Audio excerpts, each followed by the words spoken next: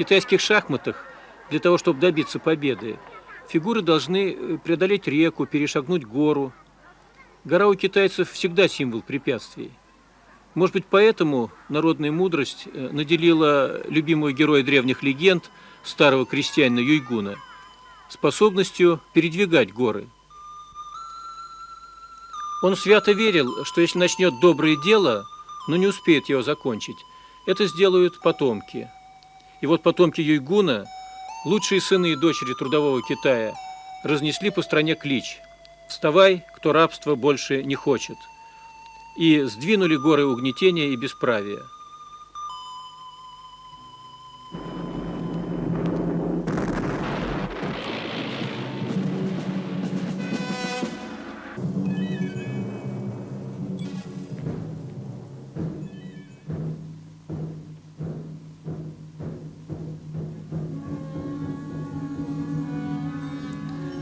Революция открыла яркую страницу в истории Китая.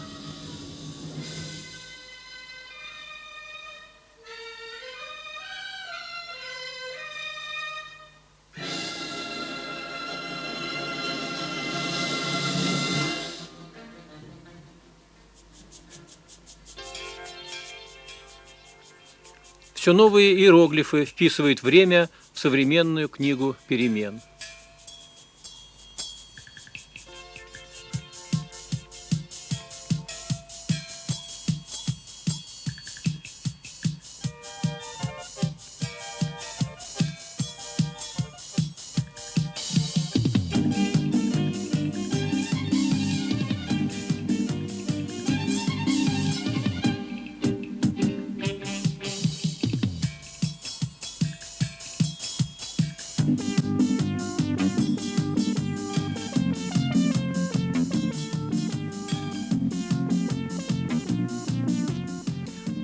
Мы, советские журналисты, приехавшие в Китай для освещения работы 13-го съезда Коммунистической партии, увидели обновленную и, признаюсь, не совсем привычную для нас страну.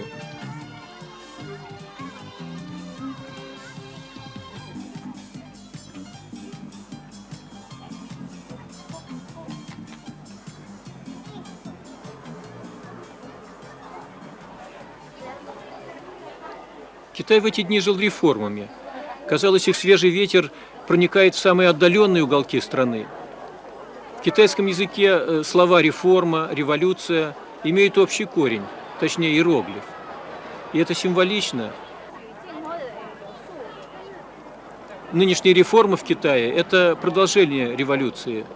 Прозвучало на съезде китайских коммунистов, который был посвящен реформам. Съезд подвел итоги развития китайского государства за 9 лет. Они обнадеживают. Миллиарды населения Китая теперь обеспечены питанием и одеждой, 150 миллионов получили работу. Улучшилось рыночное снабжение, богаче и многограннее стала культурная жизнь.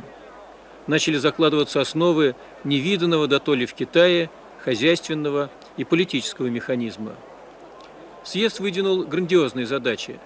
К концу нынешнего столетия в 4 раза увеличить валовой национальный доход и в дальнейшем превратить Китай в богатое, могучее социалистическое государство, демократическое и цивилизованное.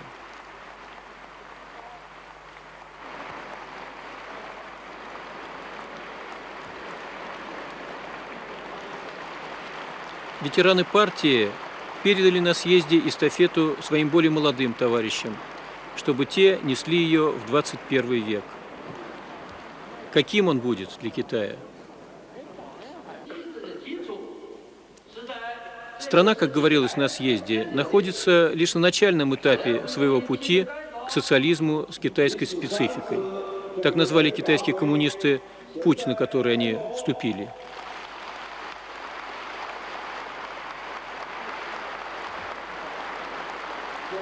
Специфика эта учитывает отсталую экономическую базу страны, неразвитость товарного хозяйства, слабость внутреннего рынка, огромное население, большой процент неграмотных в деревне, сильное влияние феодальной и буржуазной психологии. Впереди долгий и непростой период работы. Осуществляя реформу, китайские коммунисты твердо стоят на платформе социалистических принципов в экономике и политике. Реформа и социализм неразделимы, говорили делегаты. Съезд привлек к себе внимание за рубежом. Среди журналистов, освещавших его работу, были и мы, советские корреспонденты. Могучий отряд коммунистов, почти 2000 делегатов, присутствовали на съезде. Мы видели в зале молодежь, полную энтузиазма, беседовали с многоопытными ветеранами, прошедшими вместе с партией сложный путь. А начинался этот путь в 1921 году, когда 54 коммуниста, весь наличный состав в Компартии Китая в то время, избрали на свой первый съезд 13 делегатов. Проходил съезд в этом небольшом доме на окраине Шанхая. Именно здесь были приняты первые решения Компартии Китая. Определена ее конечная цель – построение социалистического общества.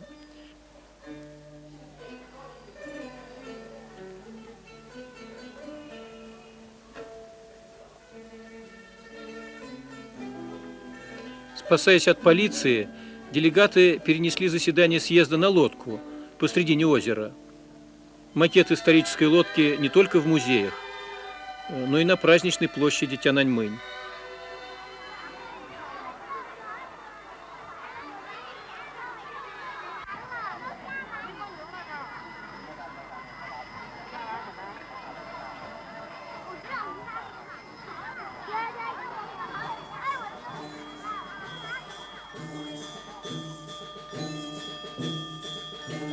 Брат мой, ты пал со славою в пасмурный тихий день вместе с другими храбрыми на берегу Чуншень. Это о них стихи китайского поэта Гомажо.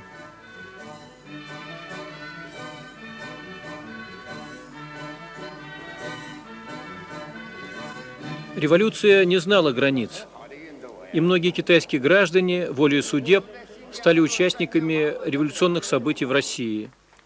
Вернувшись на родину, как истинные интернационалисты, они отдают сегодня свои знания и опыт, полученные в стране Советов, делу строительства социализма в Китае.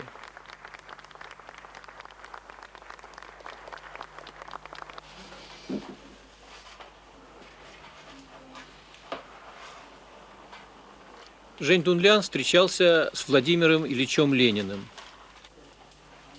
Его отец Жень Фучень, китайский боец-интернационалист, был командиром китайского полка.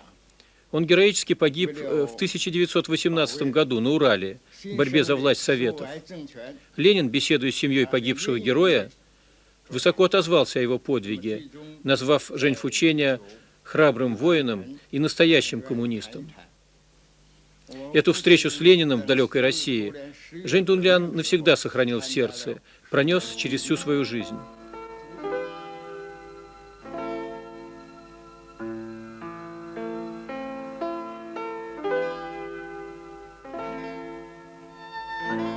В большой семье Жень Дунляна многие говорят по-русски.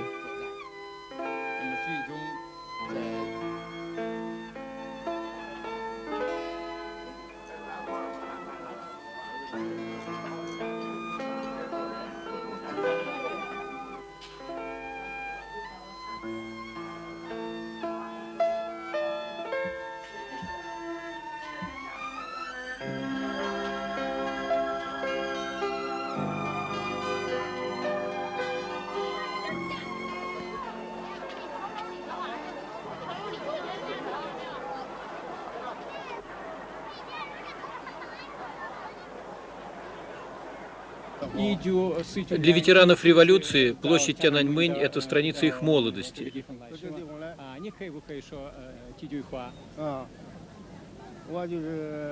Я был на площади в 1949 году. Мы шли колоннами мимо трибун, где стояли Мао Цзэдун и его соратники – Лю Шаоци, Чжоу Энлай, Чжу Дэ. Все они были молоды тогда. Мы горячо приветствовали их. И хотя мы были голодны и плохо одеты, счастье переполняло нас. Мы верили в нашу революцию, верили в социализм, были полны надежд.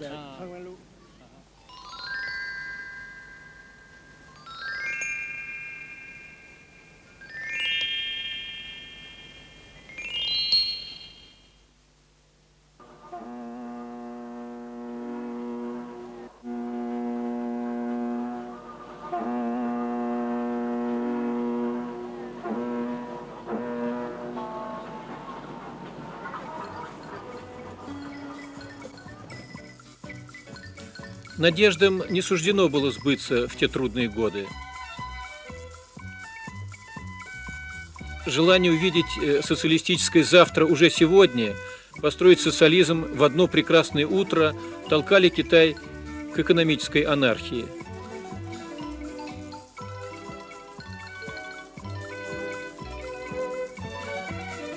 Я хорошо помню это время, потому что тогда учился в Китае. Повсюду висели лозунги: «Совершим большой скачок в светлое будущее», «Народные коммуны – это хорошо». А на деле в стране были разруха и голод.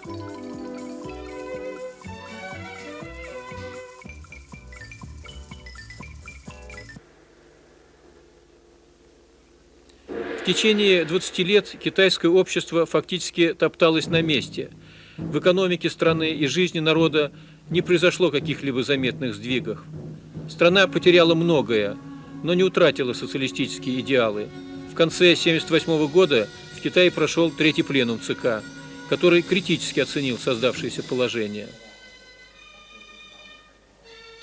С пленума взяли старт реформы. Был выработан курс на перестройку хозяйственной системы, изменение политической структуры, расширение связи с внешним миром. Анализируя ошибки, залечивая раны, нанесенные непродуманными экспериментами, страна приступила к решению накопившихся проблем. Жизнь входила в привычную колею. Сели за парту ученики, открыли лавки кустари и торговцы, повеселели улицы китайских городов, оживились рынки. Впервые за последние десятилетия крестьяне могли свободно продавать излишки своей продукции.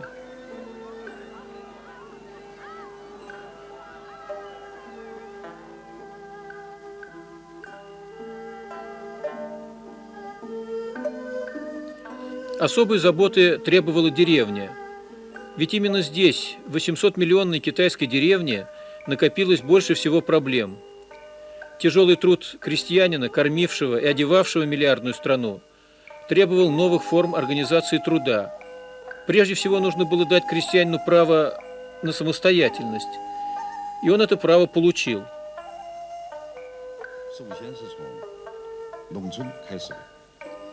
Мы начали реформу с деревни, говорит Чен Ситун, мэр Пекина.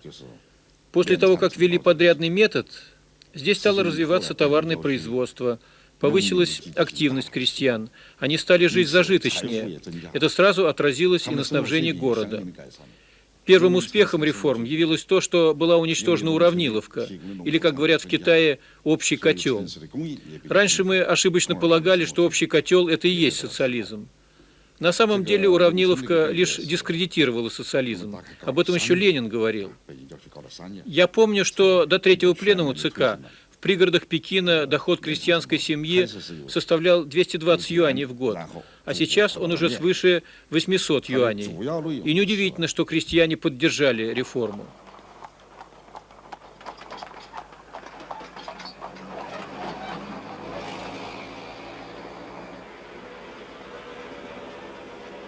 Раньше здесь была народная коммуна. Бедно и трудно жили крестьяне. 3 года упорного труда, а потом 10 тысяч лет счастья внушали им. Люди трудились 3 года, и еще 3, и еще. Но счастье не спешило заглядывать в крестьянские дома. Коммуна Шибалидзя распалась.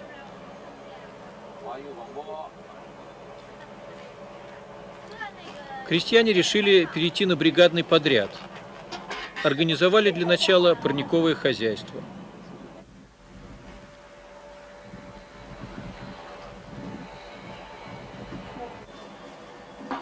Круглый год выращивают овощи, везут их в город, получают неплохой доход. Потянулись в новое коллективное хозяйство и те из крестьян, у кого коммуна, казалось, отбила всю охоту заниматься сельским хозяйством.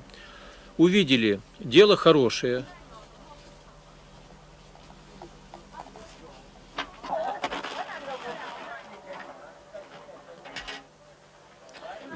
Улучшился быт людей, стали решаться социальные проблемы.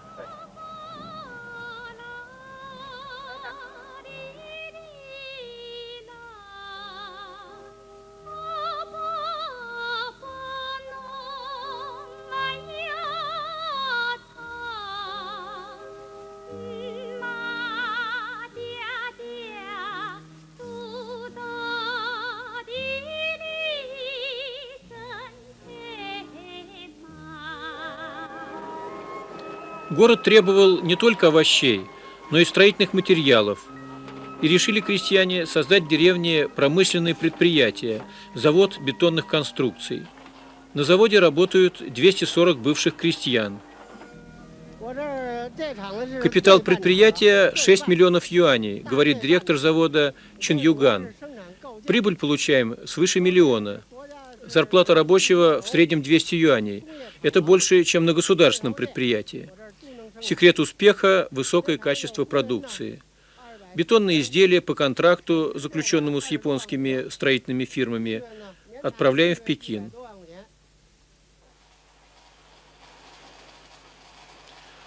%55 прибыли завод отдает государству. На остальные покупают технику, расширяют производство. За 9 лет проведения реформ в Китае было создано 15 миллионов подобных предприятий. На сельских заводах, фабриках, мастерских трудится 80 миллионов крестьян. Это в значительной мере решило проблему занятости на селе.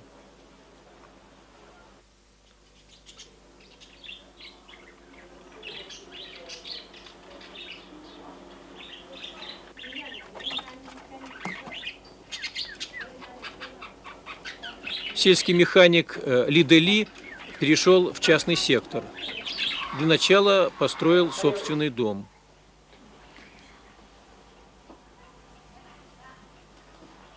Семейное ремонтное предприятие компании Ли и сын. Малыш добавляет, что и мама работает в фирме. Судя по всему, процветает.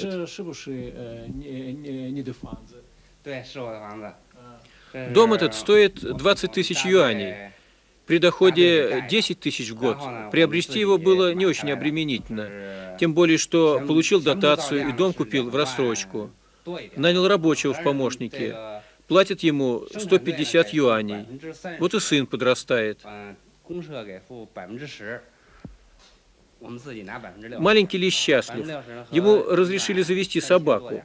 В городе держать собак нельзя, закон запрещает. Ну, а до деревни эти строгости еще не дошли.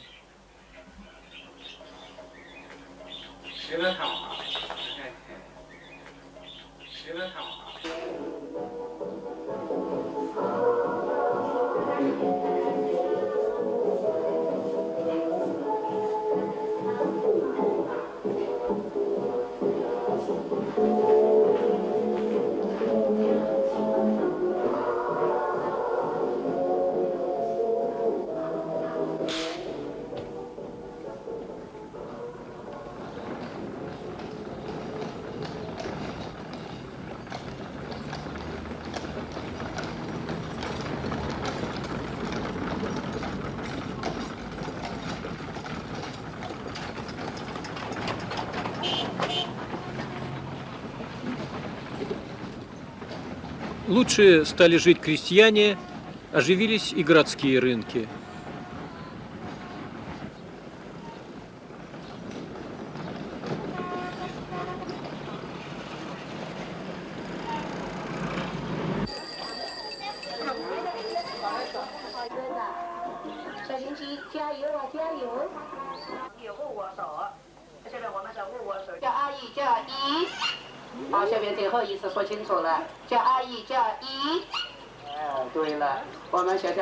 Говорят птицы не только по-китайски, но и по-английски.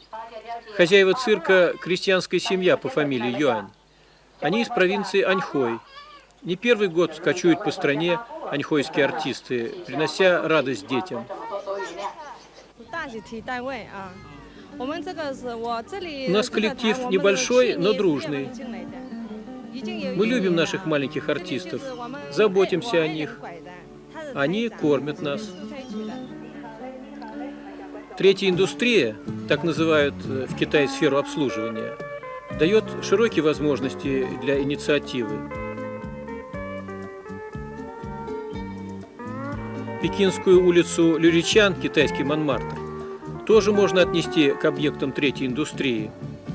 Это старинная улица художников, поэтов и антикваров, хорошо известна в стране и за рубежом. Особенно славится Люричан копиями знаменитых картин в стиле гохуа, изготовленными по старинной технологии.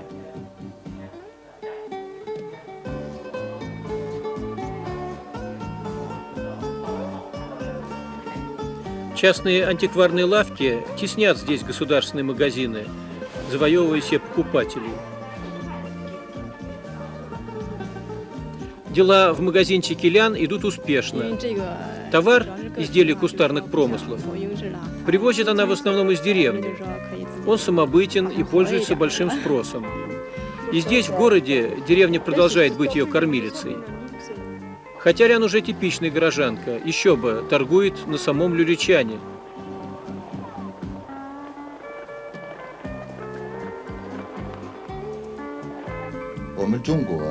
За короткие несколько лет в городе и деревне произошли коренные изменения. Я взволнован этим, говорит популярный актер и режиссер кино и телевидения Ян Зайбао, лауреат престижной в Китае премии «Золотой петух». С детства я жил в деревне, видел голодающих людей и бездомных бродяг. Они не исчезли и после победы революции. Реформа проводится ради человека, ради его счастливой жизни. Чтобы река была широкой, нужно, чтобы и ручейки, впадающие в нее, были полноводными.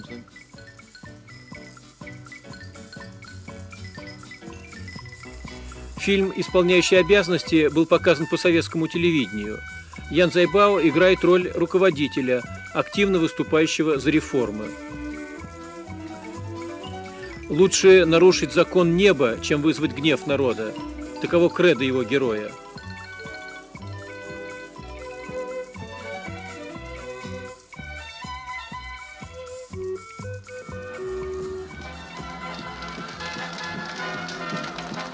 И он нарушает эти законы, рожденные в кабинетах. Разрешает крестьянам строить платный мост через реку, реабилитирует ученого, незаконно пострадавшего в период культурной революции, гневно обличает бюрократов.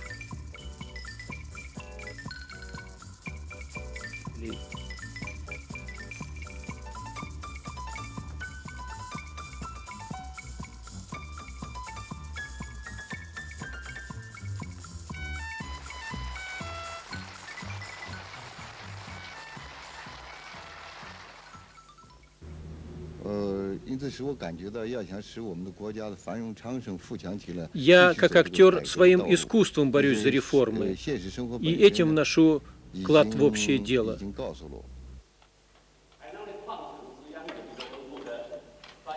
Представители нового поколения китайских руководителей воплощают идеи реформ в жизнь.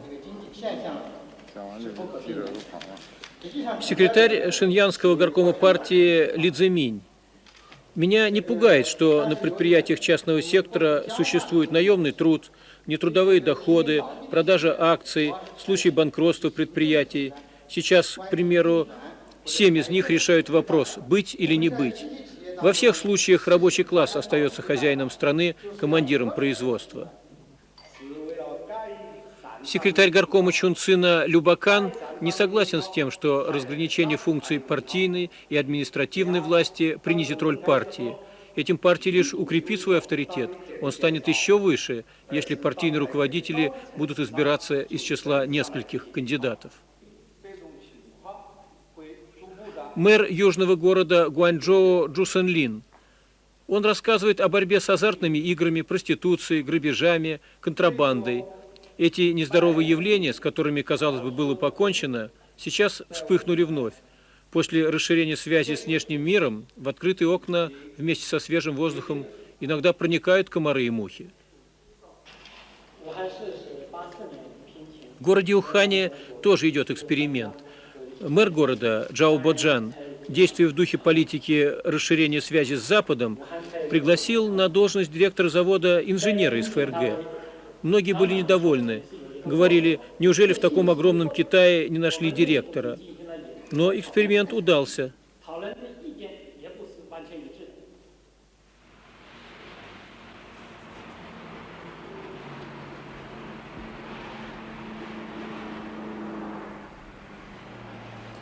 Секрет успеха столичного металлургического комбината – введение на заводе подрядной системы во всех звеньях. Наше предприятие рождено реформами, говорит заместитель директора комбината, старый кадровый рабочий Ма Шуфан. прибыль, которую мы получаем, каждый год возрастает на 20%. Явление редкое не только в Китае, но и за рубежом. На заводе работают 120 тысяч человек, и все они не наемные работники, а подлинные хозяева предприятия.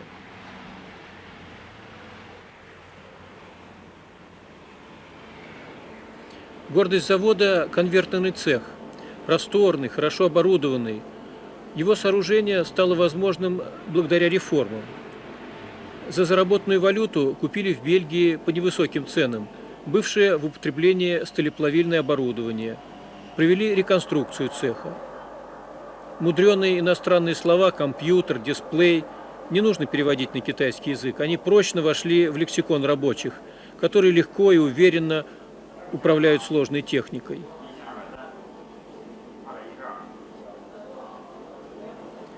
Выпускает комбинат в год 3 миллиона тонн чугуна и столько же стали.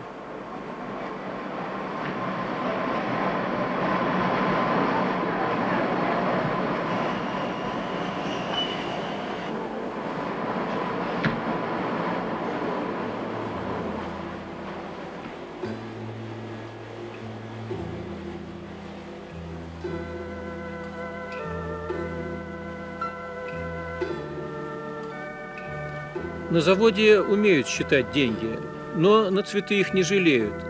Цветы – это ведь не только красота, но и здоровье рабочих. Здесь строго следят за тем, чтобы предприятие было экологически безопасным.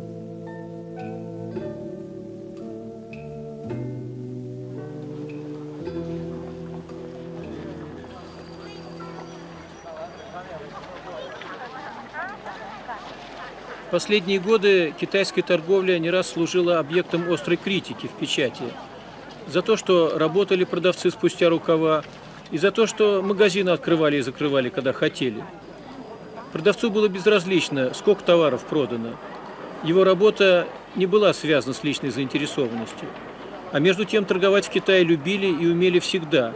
А сейчас, когда новая политика расширила возможности рынка, и к государственной торговле присоединились мощные силы коллективного и частного сектора, остро встал вопрос о том, чтобы былые традиции возродить. Реформа в городах началась именно с реформы торговли.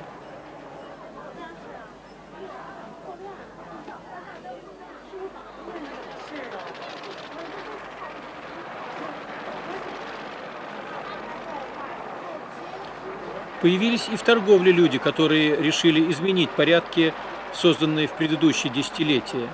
И одна из них – директор магазина из города Бэньси Гуань Гуанмэй, делегат 13-го съезда КПК, талантливый предприниматель. Мы, корреспонденты, работавшие в Китае, много слышали о Гуань Гуанмэй.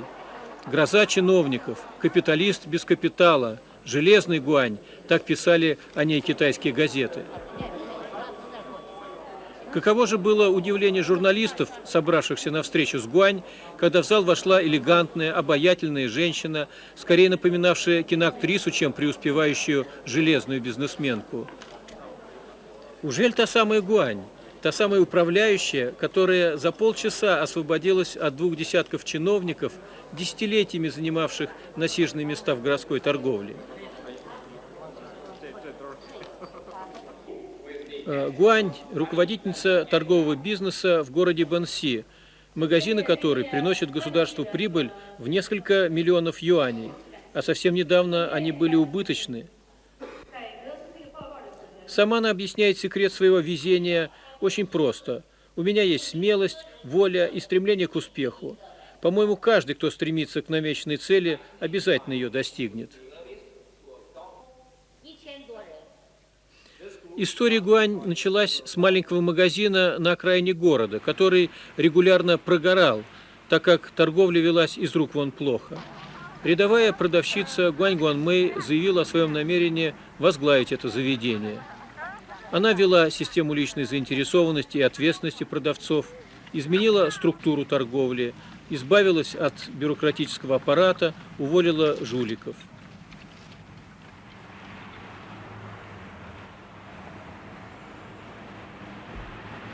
И когда на городском аукционе Гуань взяла в аренду еще 5 магазинов, Это уже мало кого удивило. Город привыкал к экспериментам Гуань Гуанмэй.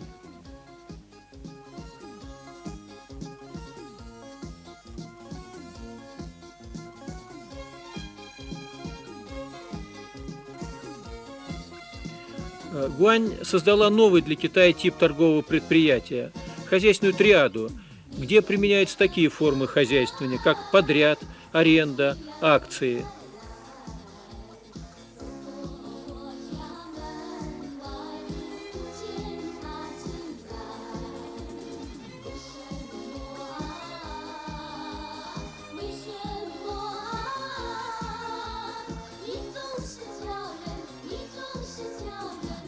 Почему-то некоторые люди примиряются с бедностью, но не могут мириться с богатством.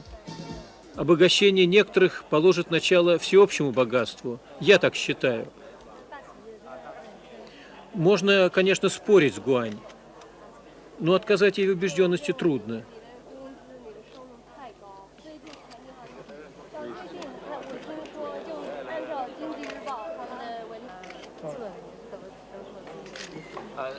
О вас разное пишут в газетах. Как вы к этому относитесь? Я твердо верю, что дорога, которую я избрала, это путь социализма китайского типа. В Китае все надежды связаны с реформами. И какие бы трудности мне ни встречались, я со своего пути не сверну.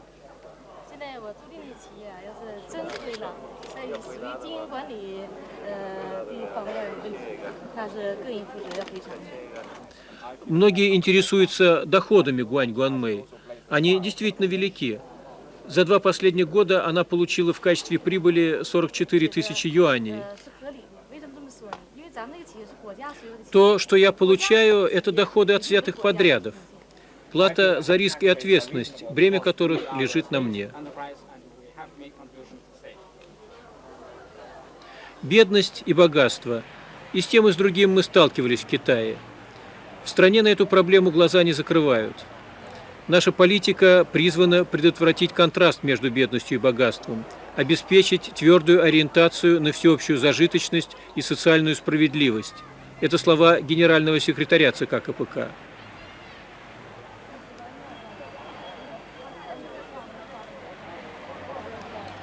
Еда в Китае не просто утоление голода. Это нечто большее. Пожилые люди, обращаясь друг к другу, произносят вместо приветствия: «Вы уже отобедали?» О человеке, потерявшем работу, скажут со вздохом: «Он разбил свою чашку риса».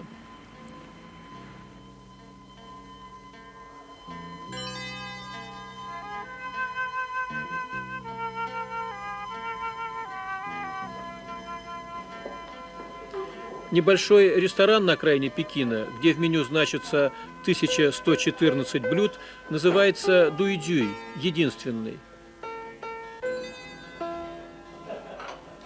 Про Линаня, его владельца, можно с полным основанием сказать, что он обрел свою чашку с рисом.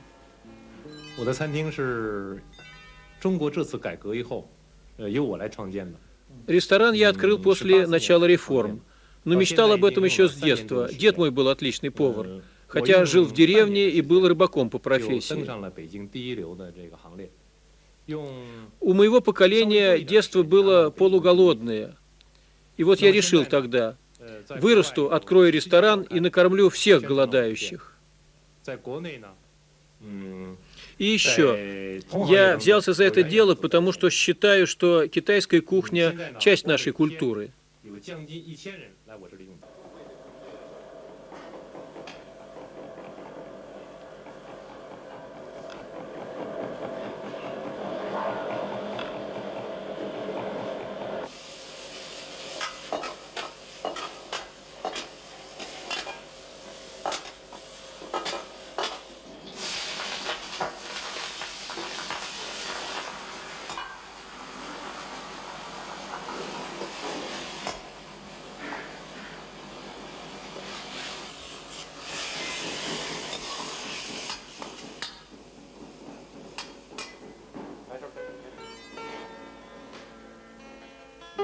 Страна, которая столетиями не доедала, создала самую изысканную, самую поэтическую кухню мира.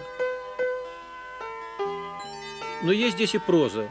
Растущие цены на продовольственные товары, введение в стране талонов на некоторые из них вряд ли расширит круг посетителей этого далеко не дешевого ресторана.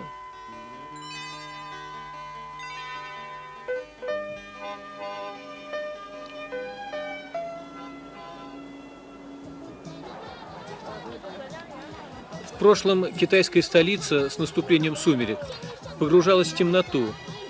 Нельзя было нарушать покой сыновей неба, живущих в запретном городе.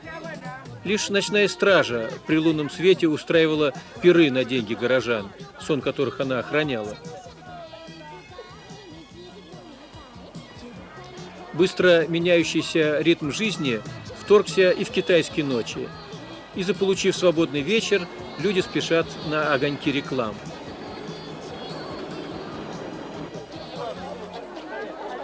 После закрытия государственных магазинов жизнь перемещается сюда, в лабиринт пекинских переулков, где разбили ряды так называемые свободные рынки.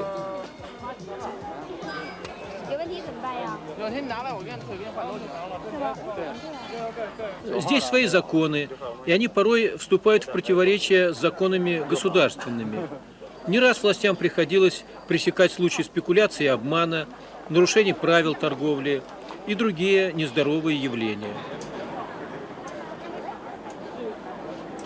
Повышение цен на рынках – лишь одна из проблем, которые беспокоят руководителей страны.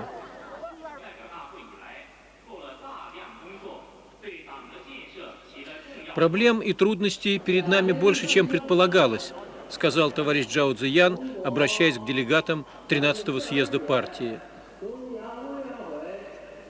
Особенно недовольны в народе явлениями бюрократизма.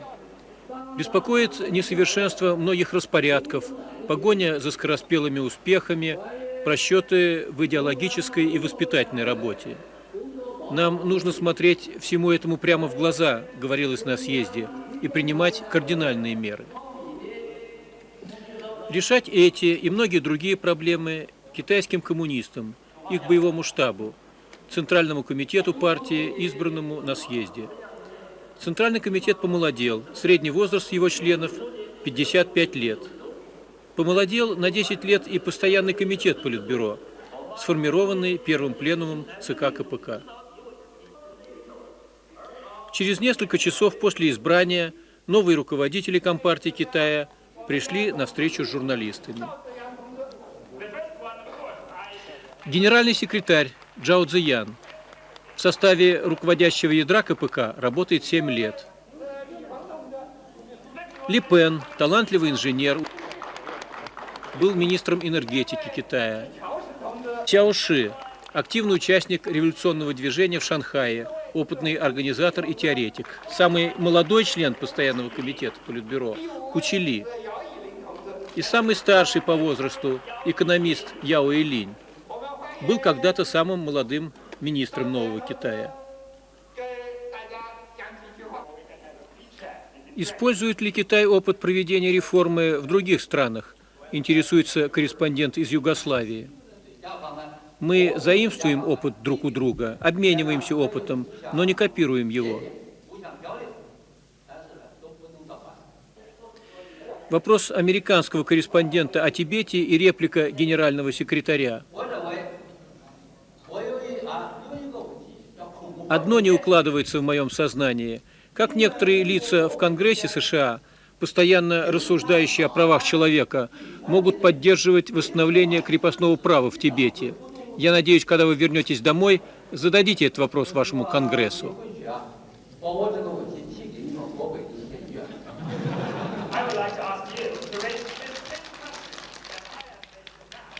Я рад приветствовать советских корреспондентов. Желаю, чтобы перестройка в Советском Союзе увенчалась успехом.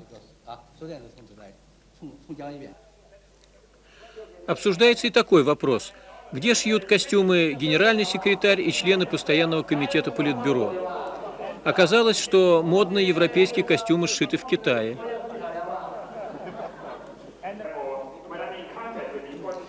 Непринужденность, царившая на этой пресс-конференции, конечно же, не заслонила серьезности проблем, которые должны решать новые руководители страны. Нужно ясно видеть, говорил Чжао Цзиян, что перед нами лежит еще более трудный путь, стоят еще более трудоемкие задачи.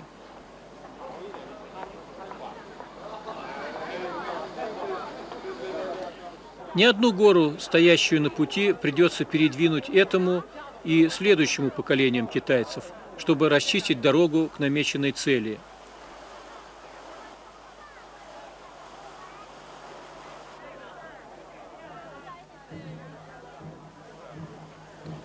Юйгун, который решил перенести горы, стоявшие на пути к его дому, говорил, берясь за лопату: «Главное начать это дело.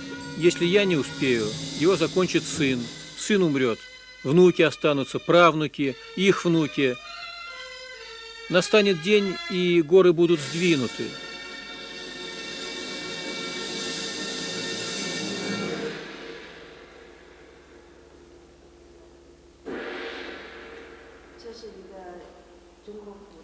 Эту легенду вспоминает Ляо Джинвэнь, вдова художника, написавшего это полотно в трудные годы войны с японцами. Творчество Сюй Бэйхуна, создавшего новое революционное искусство, которое соединило китайскую классическую живопись Гохуа и современную живопись, глубоко символично.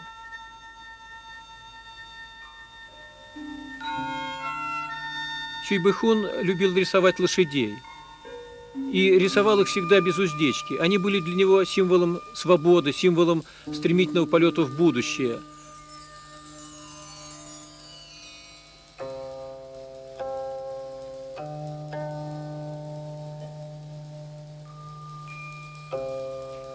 Герои картин Сюй Бэйхуна – люди мужественные, которые предпочтут смерть позору, но не сдадутся врагу.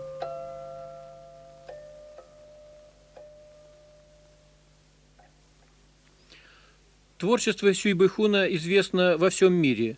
Он учился во Франции, побывал со своими выставками во многих странах, был в Советском Союзе. Художник умер в 1953 году. Он не дожил до культурной революции, но она сама пришла в его дом.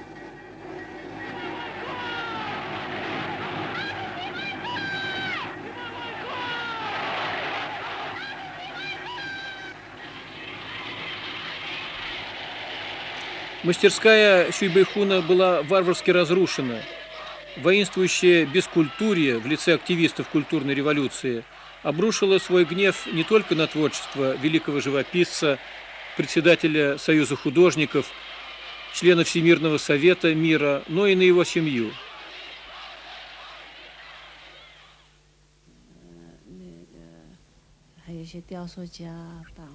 Ляо Джинвэнь с болью вспоминает эти тяжелые времена.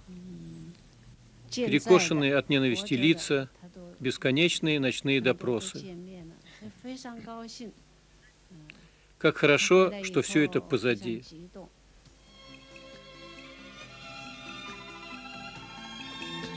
Небо крылом провело по земле синие кони на красной траве.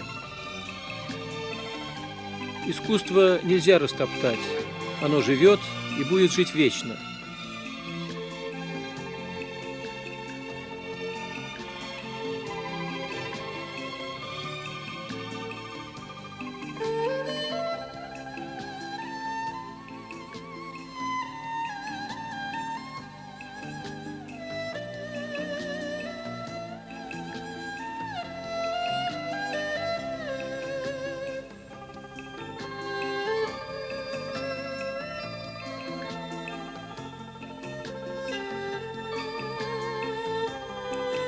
Тема революция и искусство сегодня волнует китайское общество так же, как и много лет тому назад.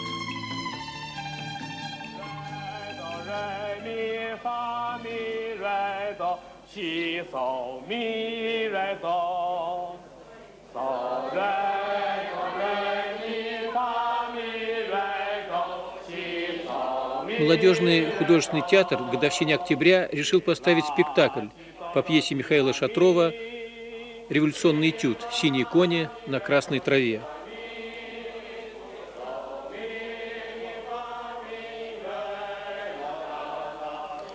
В прошлом в репертуаре театра было немало советских пьес, но это особое.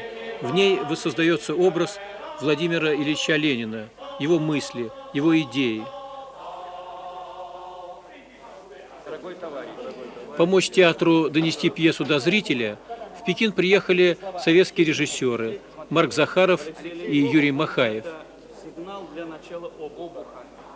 Мы очень медленно, очень осторожно выходим из-за кулис.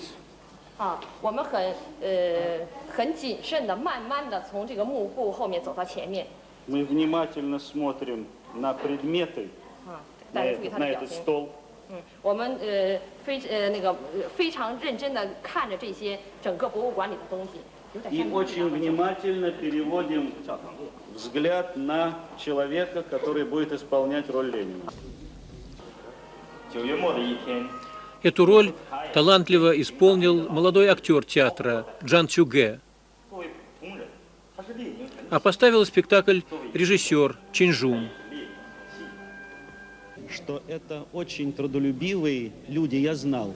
Но что они такие веселые, что они такие остроумные, что у них такое врожденное чувство юмора и такой доброжелательный интерес к нашей культуре, особенно к тем событиям, которые происходят сейчас в нашей стране, для меня было радостным сюрпризом. Я счастлив, что я проведу несколько дней среди моих товарищей, учитывая еще то, что Чен Джун – это мой, оказывается, в какой-то степени сокурсник. Мы целый год вместе учились в ГИТИСе.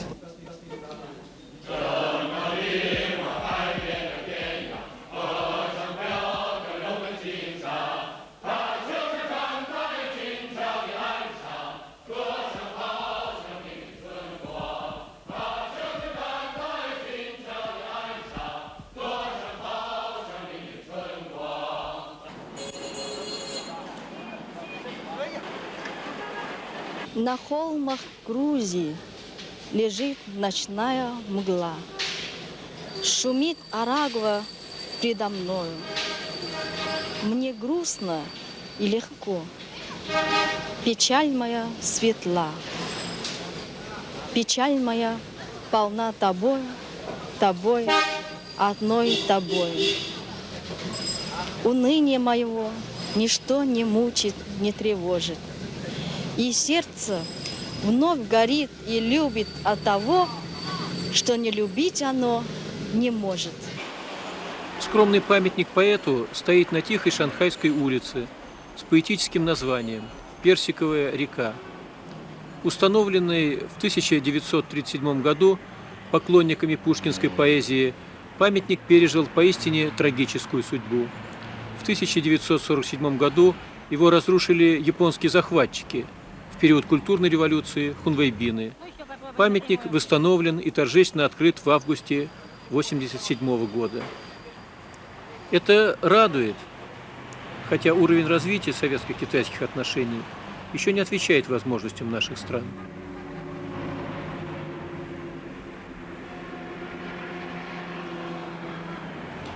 Они очень разные, молодые люди сегодняшнего Китая, разные по интересам, профессиям, жизненному опыту, но идти в завтрашний день им вместе.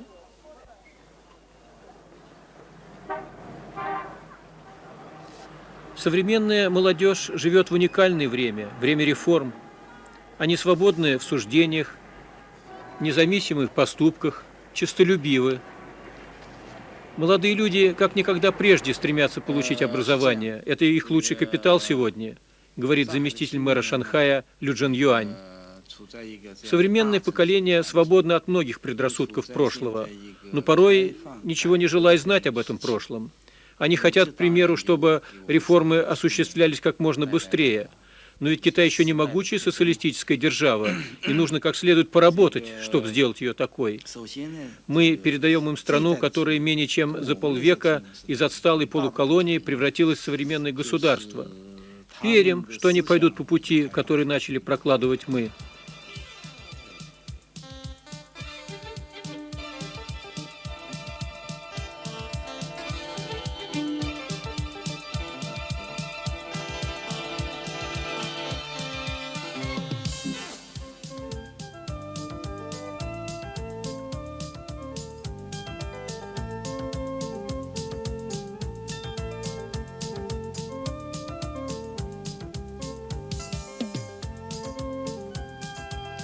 Много тысяч лет китайскому государству. Немало событий прошумело за древними стенами его знаменитых дворцов. История помнит, как гордый и независимый, даже тяжело раненый, но не порабощенный, Китай двигался вперед, избирая порой непротаренные дороги. Сегодня это путь реформ. Большая дорога начинается с первого шага. Строительство дома с первой лопаты вынутой земли. Еще много предстоит пройти и построить.